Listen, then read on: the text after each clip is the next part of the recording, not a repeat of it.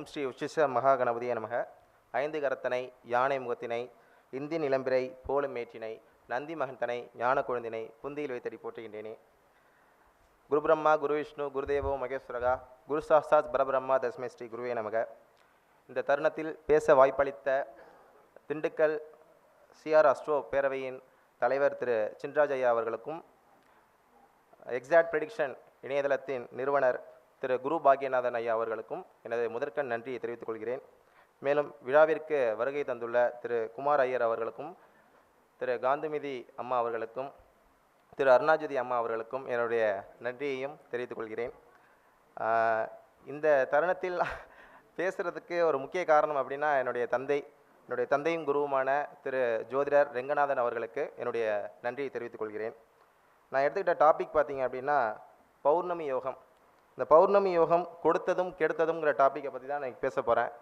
ஏன் இந்த டாபிக் எடுத்திருக்கேன் அப்படின்னா, ஒரு மனிதனுடைய ஜாதகத்தில் பொதுவாக ஒரு 150 யோகங்கள் இல்லாமல் அந்த மனிதனால் வாழ முடியாதுன்னு சொல்கிறாங்க.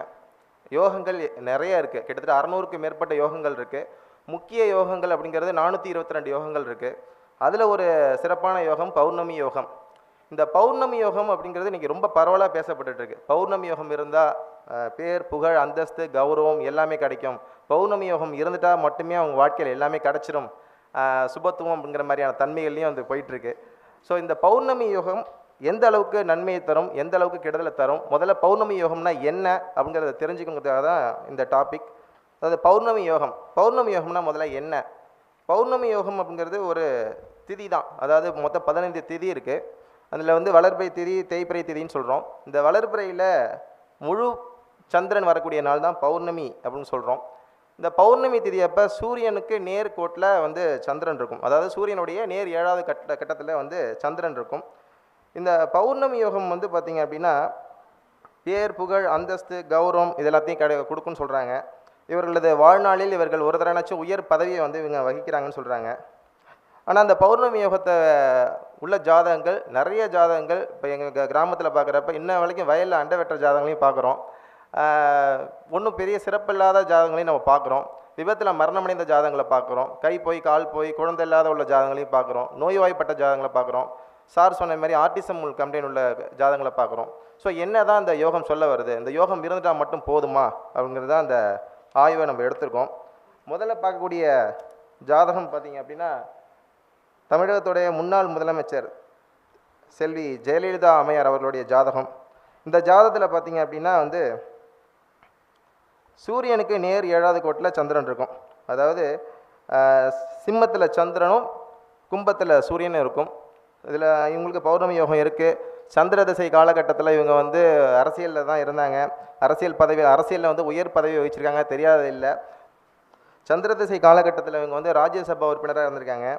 செவ்வாய் திசையில் நாடாளுமன்ற உறுப்பினராகவும் இருந்திருக்காங்க.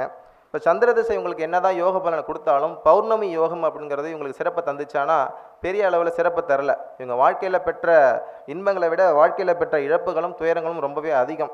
இப்போ இந்த பௌர்ணமி யோகம் அப்படிங்கிறது பார்த்தோம் அப்படின்னா நிறைய விதங்களில் கெடுதலான பலன்களையும் தருது, நிறைய விதத்தில் சுப பலன்களையும் தருது. அந்த வகையில் இந்த ஜாதகத்தை பொறுத்தவரைக்கும் அம்மையார் அவர்களுடைய ஜாதகத்தை பொறுத்த வரைக்கும் பௌர்ணமி யோகம் சுப பலனை தந்துச்சா அசுப பலனை தந்துச்சா அப்படின்னா அசுப பலனை தான் அதிகமாக தந்திருக்கு அப்படிங்கிறது என்னுடைய கருத்து. ஏன் அப்படின்னா அவங்களுடைய வாழ்க்கையில் பெற்ற இழப்புகள் என்னன்னு எல்லாருக்குமே தெரியும். அவங்களுடைய கடைசி காலம் எப்படி போணுச்சுங்கிறதும் எல்லாருக்குமே தெரியும். ஒரு இழிவான பெயரோடைய தான் அவங்களுடைய இறப்பும் இருந்துச்சு. ஸோ அடுத்த ஜாதகம் பார்க்குறது பார்த்திங்க அப்படின்னா இது ஒரு பெண் ஜாதகம். இப்போ இவங்களுக்கு 1986 பிறந்த ஜாதகம். இவங்களுடைய ஜாதகத்துலேயும் பௌர்ணமி யோகம் இருக்குது. இப்போ இந்த ஜாதகத்துக்கு சந்திர திசை நடந்த போது தான் இவங்க இவங்களுடைய கணவர் இறந்து போனாங்க. சந்திர திசை நடந்தும் பௌர்ணமி யோகத்தில் இருந்தும் இவங்களுடைய கணவர் இறந்து போனாங்க.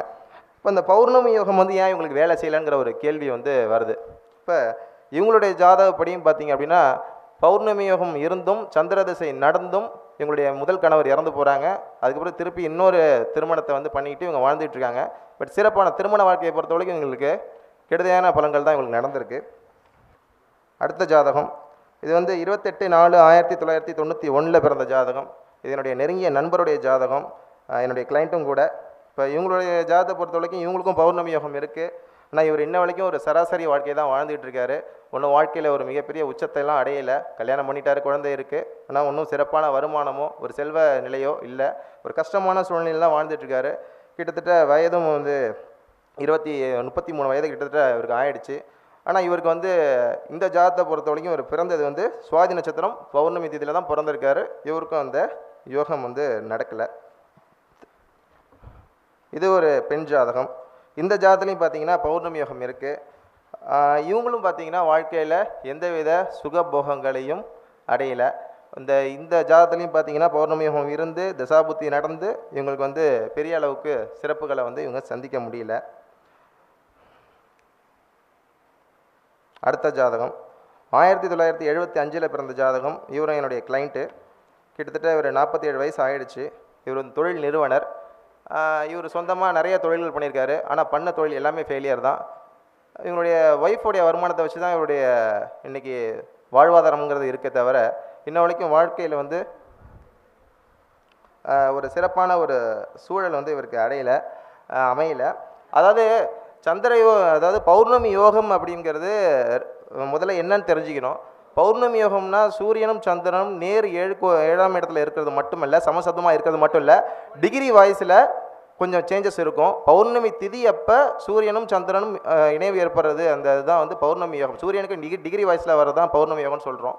இந்த பௌர்ணமி யோகத்தில் பூர்ணச்சந்திரன் யோகத்தில் பிறந்தவங்களுக்கு வாழ்க்கையில் எந்தவித கஷ்டமும் வராது, ரொம்பவே சிறப்பாக இருப்பாங்க, செல்வ செழிப்போடு இருப்பாங்க, வாழ்க்கையில் எல்லாமே கிடைக்கும் அப்படின்னு தான் சொல்லி கேட்குறாங்க.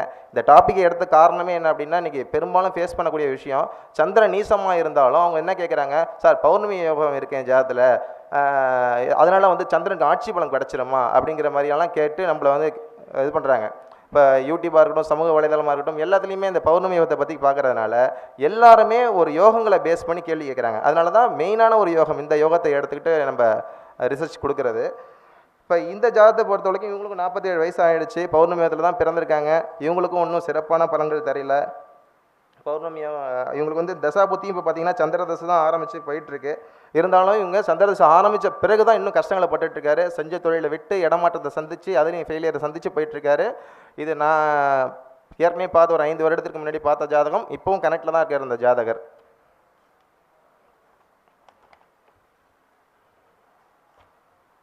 அடுத்த ஜாதகம் இது வந்து 35 வயதை கடந்த ஆண் ஜாதகம். இது ஒரு 2 வருஷத்துக்கு முன்னாடி என்கிட்ட வந்த கிளைண்ட்டோடைய ஜாதகம் தான் அது. இந்த ஜாதத்தை நான் சூஸ் பண்ணுறதுக்கு முன்னாடி இந்த ஜாதகருக்கு ஃபோன் பண்ணிட்டு தான் அந்த ஜாதத்தை எடுத்தேன். ஏன்னா 2-3 வருஷத்துக்கு முன்னாடி சொன்னோம், சரி அவருக்கு நல்ல பலன் ஏதாவது நடந்திருக்கான்னு சொல்லி கன்ஃபார்ம் பண்ணிக்கலான்னு சொல்லிட்டு கன்ஃபார்ம் பண்ணிட்டு தான் ஜாதத்தை போட்டேன். இப்போ கேட்டேன், இப்போ கூட நான் எக்ஸாம் எழுதினேன், வந்து ஃபெயில் ஆகிடுச்சு, எக்ஸாம் வந்து கிடைக்கல அப்படின்னாரு. 35 வயசு ஆகுது, இன்னும் மேரேஜும் நடக்கலை, லைஃப் ஒன்று செட்டில் நோக்கி போகலை. ஒரு நல்ல கம்பெனியில் நல்ல பொசிஷனில் வேலையில் இருந்தவர் வேலையை ரிசைன் பண்ணிவிட்டு கவர்மெண்ட் ஜாப் ட்ரை பண்ணார். பட் வேலை கிடைக்கல. கடைசியாக பார்க்க போகிற ஜாதகம் பார்த்தோம் அப்படின்னா, இது ஒரு பெண்ணுடைய ஜாதகம். 19 வயது பெண்ணுடைய ஜாதகம். இந்த ஜாதத்துலையும் பார்த்தீங்க அப்படின்னா பௌர்ணமி யோகம் இருக்குது. ஆனால் இந்த ஜாதத்தில் நான் டேட் ஆஃப் பர்த் கொடுக்கல. டேட் ஆஃப் பர்த் நான் கொடுக்காத காரணம் இருக்குது. ஏன்னா கொஞ்சம் அது ரகசியமான ஜாதகம் மாதிரி, அதனால் கொஞ்சம் வச்சுருக்கேன் அதை. இந்த ஜாதத்தை பொறுத்த வரைக்கும் இது வந்து ஆர்டிசம் கம்ப்ளைண்ட் உள்ள ஜாதகம் இது, சரிங்களா? ஆர்டிசம் கம்ப்ளைண்ட் இருக்குது. 19 வயசு ஆகுது, இன்ன வரைக்கும் கிளியர் ஆகலை. பௌர்ணமி யோகத்தில் பிறந்திருக்காங்க. பிறக்கும் போதே புதன் திசை 12 வருஷம் இருப்பு. புதன் திசை முடிஞ்சு அடுத்து பார்த்தீங்கன்னா கேது திசை முடிஞ்சு இப்போ சுக்கிர திசை இவங்களுக்கு ப்ரெசென்ட்டில் போயிட்டுருக்கு. இருந்தாலும் இவங்களுக்கு வந்து ஒன்றும் பெரிய அளவில் சிறப்பை தரல. சரி, பௌர்ணமி யோகம் அவயோகமானதுக்கு காரணங்கள் என்னென்ன? சரி, என்னுடைய அனலிசிஸில் நான் கொடுக்குற ரிசல்ட் என்ன அப்படின்னா, முதல் விதி, எந்த ஒரு யோகமாக இருந்தாலும் அந்த யோகம் செயல்படுவதற்கு காரணமான இருக்கக்கூடிய கிரகங்களின் தசா புத்தி முதல்ல வரணும். அடுத்த விஷயம் என்ன அப்படின்னா, சந்திரனுடன் ராகு அல்லது கேது இணைவு பெறும் பொழுது இந்த யோகம் செயல்படுவதில்லை. சந்திரன் நீச நிலையில் இருக்கும் பொழுது பௌர்ணமி யோகம் முழு பலனை தருவதில்லை. சந்திரன் கேதுவின் நட்சத்திரத்தில் அல்லது ராகுவின் நட்சத்திரத்தில் இருக்கும் பொழுது பௌர்ணமி யோகம் செயல்படுவதில்லை. சந்திரன் அல்லது சூரியன் நீச நிலையில் இருக்கும் பொழுது பௌர்ணமி யோகம் செயல்படுவதில்லை. சந்திரன் லக்னத்திற்கு 10ஆம் இடத்திலும் சூரியன் 4ஆம் இடத்திலும் இருந்து இந்த யோகம் ஏற்படுமாயின் இது முழுமையான பலனை தருவதில்லை. காரணம், 4ஆம் இடத்தில் சூரியன் நிஷ்பலமும் 10ஆம் இடத்தில் சந்திரன் நிஷ்பலமும் பெறுவதால் பௌர்ணமி யோகம் முழு பலனை தருவதில்லை. இப்போ நம்ம பொதுவாக திக்பலம் சொல்லுவோம். திக்பலம்ங்கிறது 10ஆம் இடத்துல சூரியன் இருந்தால் திக்பலம், 4ஆம் இடத்துல சந்திரன் இருந்தால் திக்பலம்னு சொல்லுவோம். இந்த திக்பலத்துக்கு நேர் ஆப்போசிட் வீடு நிஷ்பலம்னு பேர். இந்த நிஷ்பலத்தில் அந்த கிரகங்கள் இருக்கும்பொழுது அது நீசத்தன்மைக்கு போகுது. இப்போ நீசத்தன்மைக்கு போகிறப்ப அந்த யோகம் முழு பலனை தருவதில்லை. சந்திரனுடன் 6, 8, 12 அதிபதிகள் சேர்ந்து இந்த யோகம் ஏற்படுமாயின் முழுமையான பலனை தருவதில்லை. சந்திரன் அல்லது சூரியன் 6, 8, 12 பாவங்களிலிருந்து இந்த யோகம் ஏற்படும் பொழுது பௌர்ணமி யோகம் வேலை செய்வதில்லை. சூரியன் சந்திரனுடன் ராகு கேதுக்கள் இணைந்து கிரகண தோஷத்துடன் இருக்கும் பொழுது இந்த யோகம் முழு பலனை தருவதில்லை. சந்திரனுடன் வக்ரம் பெற்ற கிரகங்கள் இணையும் பொழுது பௌர்ணமி யோகம் முழுமையான பலனை தருவதில்லை. சந்திரனுடன் சனி அல்லது செவ்வாய் இணையும் பொழுதும் இந்த யோகம் முழு பலனை தருவதில்லை. இதுதான் இந்த யோகம் வேலை செய்யாமல் போனதுக்கான காரணங்கள். நான் இது வரைக்கும் அனலைஸ் பண்ண ஜாதகங்களில் நான் பார்த்த விளக்கங்களை நான் அதில் கொடுத்துருக்கேன். அடுத்த விஷயம், இந்த ஆய்வோட முடிவுகள். இந்த ஆய்வு முடிவு என்ன தான் சொல்லுது, நீங்கள் என்ன தான் சொல்ல வரீங்க அப்படின்னு கேட்டோம்னா, கிட்டத்தட்ட ஆரம்ப காலத்துலேருந்து நிறைய ஜாதகங்களை பார்த்துருக்கோம். நூற்றுக்கணக்கான பௌர்ணமி யோக ஜாதகங்களை பார்த்துருக்கோம். நிறைய ஜாதகங்களை பார்த்தாலும் 15 நிமிஷத்தில் ஒரு 8 ஜாதகம் தான் கொடுக்க முடியும். அதுக்கு மேலே கொடுத்து எக்ஸ்பிளைன் பண்ண முடியாது. அதனால் இதில் இந்தந்த விதிகளை நம்ம இருந்துச்சு அப்படின்னா அது பௌர்ணமி யோகம் முழு பலனை தருவதில்லைங்கிறது என்னுடைய கருத்து. நான் அதில் என்ன கொடுத்துருக்கேன் அப்படின்னா, நூற்றுக்கணக்கான பௌர்ணமி யோக ஜாதகங்களை பார்த்திருந்தாலும் நேரமின்மை காரணமாக குறிப்பிட்ட சில ஜாதகங்களை ஆய்வுக்கு எடுத்துக்கொண்டுள்ளோம். இந்த ஆய்வை பொறுத்தவரை பௌர்ணமி யோகமானது முழுமையான யோக பலனை யாருக்கும் தருவதில்லை.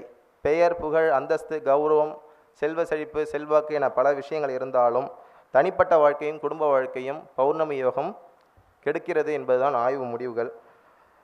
ஏனென்றால் பௌர்ணமி யோகத்தில் பிறந்து கடன் மற்றும் நோய்வாய்ப்பட்டு ஆட்டிசம் நிலையில் உள்ள குழந்தை இல்லாத ஜாதகங்களை, விபத்தில் மரணமடைந்த, கை கால்களை இழந்த பல ஜாதகங்களை பார்க்க முடியுது. இப்போ பௌர்ணமி யோகம் மட்டும் ஒரு மனிதனுக்கு முழுமையான யோகத்தையும் யோக பலனையும் தந்துருமா அப்படின்னா நிச்சயமாக இல்லை.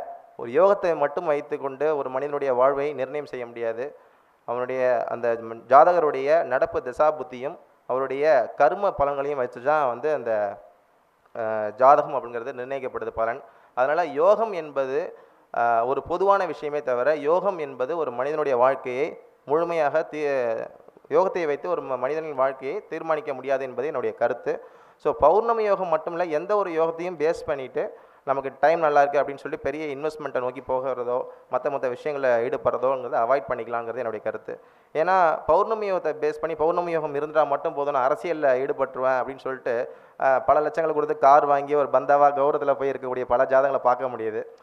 ஸோ இது எந்த அளவுக்கு பாசிட்டிவ் அப்படின்னா எந்த அளவுக்கு நெகட்டிவ்னு எடுத்துக்கிட்டாலும் நெகட்டிவ் ரோல் தான் அதிகமாக ப்ளே பண்ணுது. இந்த விதிகள் ஏற்கனவே கொடுத்த விதிகள் இல்லாமல் அவங்களுக்கு சுபத்தன்மையில் இருந்துச்சு, அதாவது கிரக இணைவுகள் ராகுகே தோஷங்கள் இல்லாமல் ராகுகேதோட இணைவு இல்லாமல் இருந்து தசாபுத்தி நல்ல முறையில் நடந்துச்சுன்னா பௌர்ணமி யோகம் அவங்களுக்கு வேலை செய்யுது. மற்றபடி யோகம் மட்டும் இருந்து தசாபுத்தி வரலைன்னா அவங்களுக்கு அந்த யோகம் நல்ல பலனை தருவதில்லை என்பது என்னுடைய கருத்து. வாய்ப்பளித்தமைக்கு நன்றி. விழா ஏற்பாடு செய்த அனைவருக்கும் நன்றி.